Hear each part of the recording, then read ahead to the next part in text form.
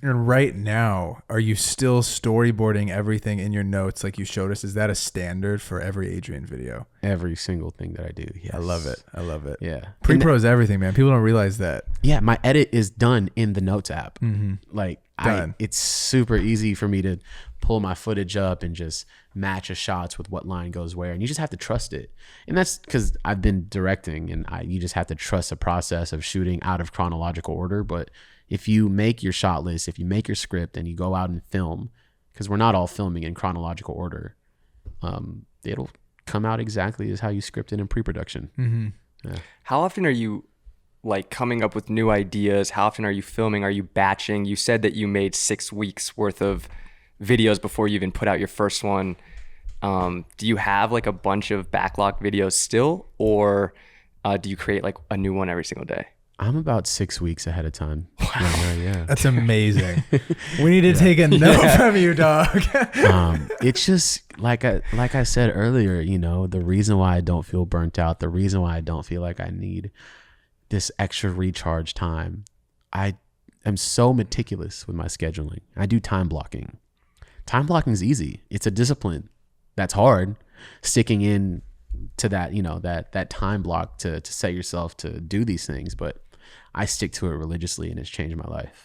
Okay, tell me tomorrow, what does a time block look like for someone who's trying to get into time blocking? What the hell does that even mean? I want to get into it. It's so simple. Okay, It really is so simple. Okay. And are you an early morning kind of guy? Or we call the late night hours sketch boy hours, so like 10 p.m. to 2 a.m. Like, are you staying up that late? Are you more early? What's the vibe? It depends. Okay. If I wake up super early, I try not to wake up super early a bunch of days following.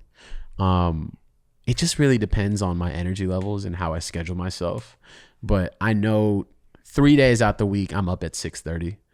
The other days, probably like 8 a.m., 8:30. Get my day started at like 9:30, 10 o'clock. But this is time blocking right here. You just put things in your... Well, you can't really see it like this, actually. Can you see it this way? Oh, okay. There we go. There we go. So that's all it is. It's just blocks of time.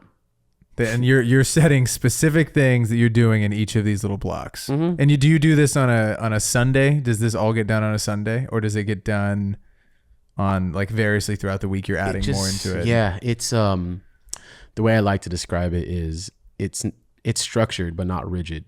Like if I'm running late for something, or if I finish something early, I could adjust it, or I'll find different times to schedule new things. But I write it in here like, let's see. I need to start using my calendar better. You do. You should. Everything's just on like God damn it. Google Like, Docs. Holy shit. Yeah, I'm trying to find something where you actually see me say content planning. There we go. I'll schedule it in there, and it's all color coded. Oh, the color coding's big, dude. You're meticulous, man. Or do you feel like the red is filming days. The yellow is edits. The brown is writing. So I know exactly what I need to do for each project. And I like how you're saying how you're not rigid with it, because I think too, as creatives, it changes sometimes, man. You might get hit, like you're saying, you might get hit up by someone. You're like, oh, I have to go do this shoot, or I have to go, carry out this job. And every day it could be a little bit different. Yeah, I like having structure. The structure allows me to have a better work-life balance. It allows me to not burn out, because before I was scheduling, myself as meticulously, I was working late.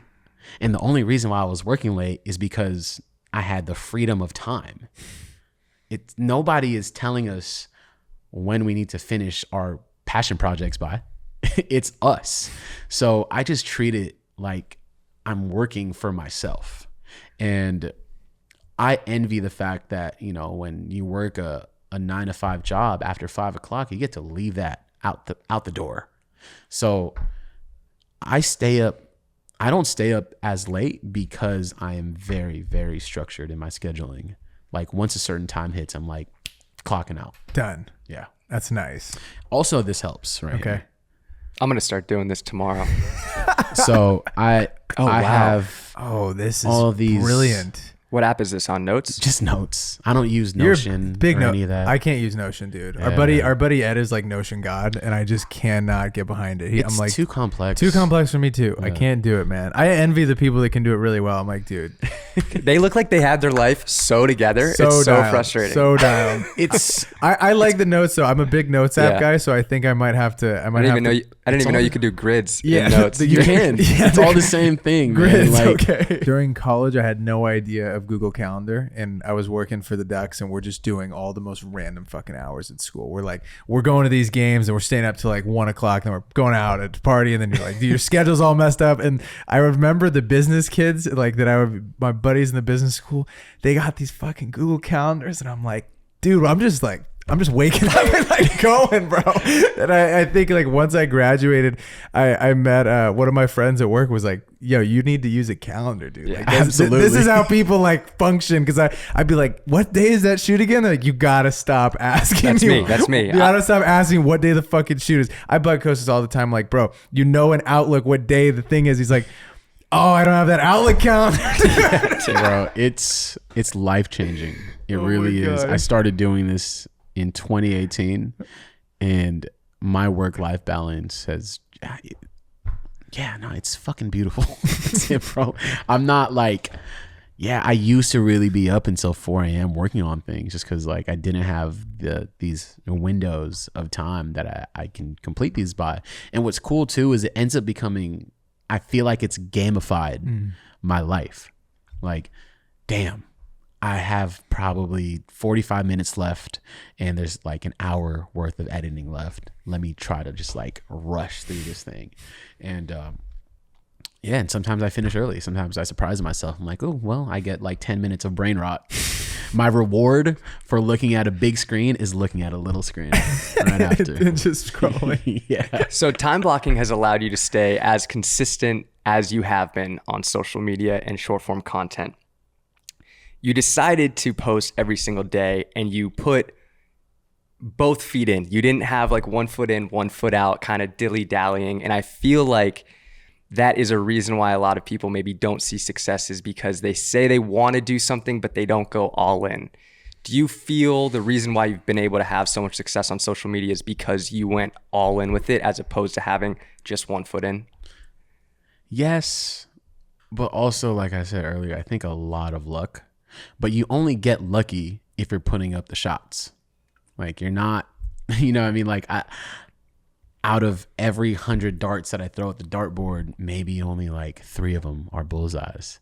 And those are the lucky ones because I'm not a dart master, right? I'm just putting my reps in. But what I don't like about a lot of people who are on the hope core side of things is that if you just keep going, you will get there. Yes, to a certain degree. Yeah, that's true. But you have to adapt. You have to understand the market. What does a market want? Yeah, right? Like I came into this space and it worked because people were getting tired of the super fast-paced edits, and that worked out.